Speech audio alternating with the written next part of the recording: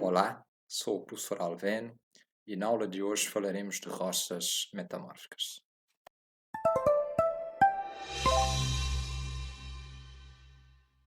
Anteriormente, vimos que a superfície terrestre está coberta essencialmente por rochas sedimentares.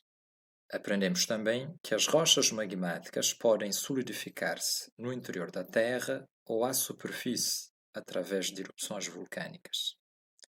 No entanto, as rochas metamórficas originam-se apenas em profundidade e afloram ou aparecem à superfície caso a região onde se formarem sofrer um levantamento e o material por cima for removido por erosão.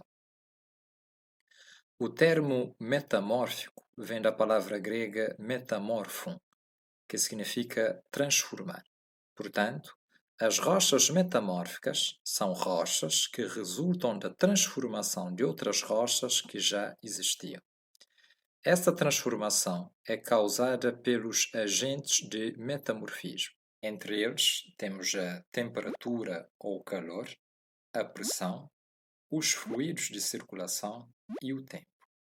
Vamos analisar como cada um atua como agente de transformação. Temperatura. Como sabemos, a temperatura aumenta com a profundidade. A cerca de 5 a 6 km de profundidade, a temperatura se encontra entre os 350 a 500 graus Celsius. Nessas condições, os minerais que pertenciam à rocha original, como não estão nas condições ideais, transformam-se noutros minerais. A este processo chamamos de recristalização. Pressão. A pressão também aumenta com a profundidade e pode mudar os minerais, a textura e a estrutura de uma rocha. Existe a pressão de confinamento ou litostática, que resulta do peso da massa rochosa que está em cima da rocha em questão e é exercida igualmente em todas as direções. Esta tensão faz diminuir o volume da rocha, aumentando a sua densidade. Já a pressão diferencial ou não litostática é a pressão que é aplicada em uma ou mais direções de forma desigual. Esse tipo de pressão é comum em regiões de falhas geológicas ou na borda das placas tectónicas, onde a rocha é submetida a forças compressivas, distensivas e de cisalhamento. Também temos os fluidos de circulação. Esses fluidos podem ser água, soluções salinas, gases e podem ser encontrados em poros, fraturas ou outras cavidades nas rochas. Atuam como agente de metamorfismo por meio de vários processos, como a transferência de massa, a dissolução e precipitação de minerais, a alteração química e a recristalização. Por fim, temos o tempo. Quanto maior for o tempo de atuação dos agentes de metamorfismo sobre a rocha, maior será a alteração provocada na rocha. O tempo necessário para ocorrer o metamorfismo é variável e depende de vários fatores, como a natureza da rocha de origem e o grau de exposição aos agentes de metamorfismo. Agora vamos analisar os tipos de metamorfismo que existem.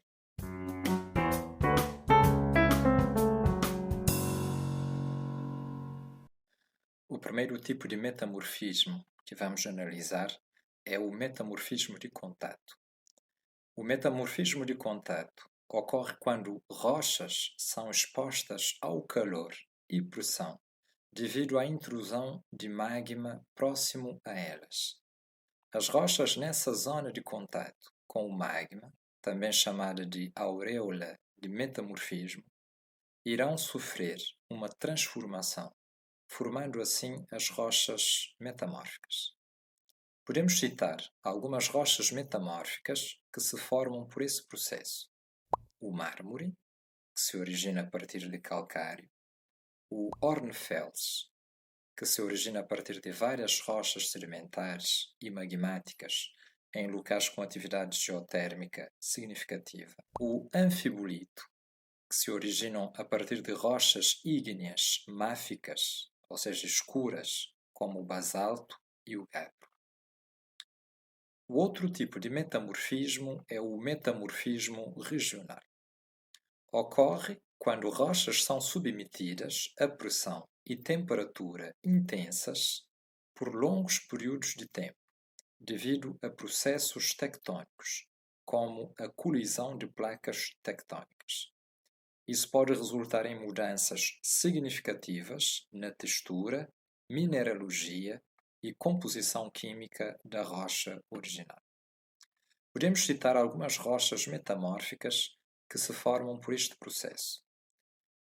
Temos a ardósia, que se origina a partir da argila, o gneiss, que se origina a partir do granito ou diorito, e o cisto, que é uma rocha metamórfica derivada de argilito, ceutito ou outras rochas sedimentares finas.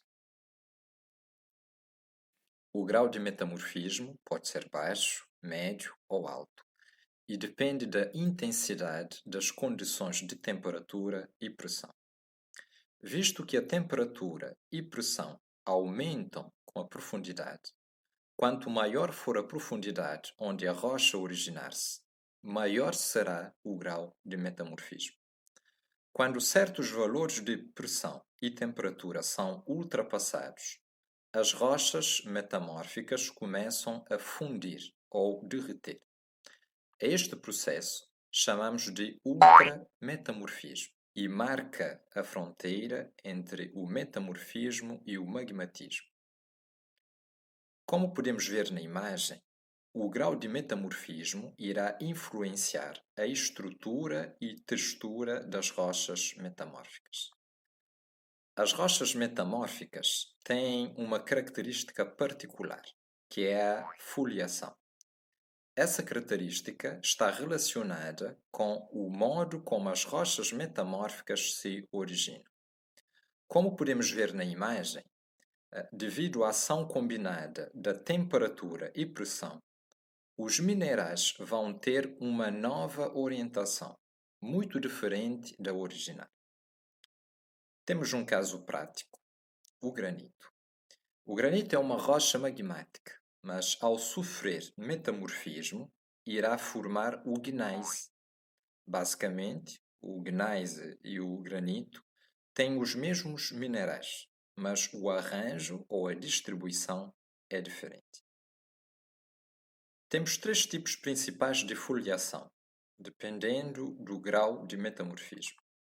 Se o metamorfismo for de baixo grau, teremos um tipo de foliação chamada de clivagem ardosiana ou ardosífera. Neste caso, as rochas partem-se em folhas finas e lisas. Ocorre em rochas com grãos de minerais muito finos, por exemplo, a ardósia e o filito. Se o metamorfismo for de grau médio, teremos um tipo de foliação chamada de cistosidade. Neste caso, as rochas partem-se segundo superfícies lisas ou ligeiramente onduladas, de aspecto brilhante. Ocorre em rochas com grãos de minerais de tamanho médio, por exemplo, o cisto.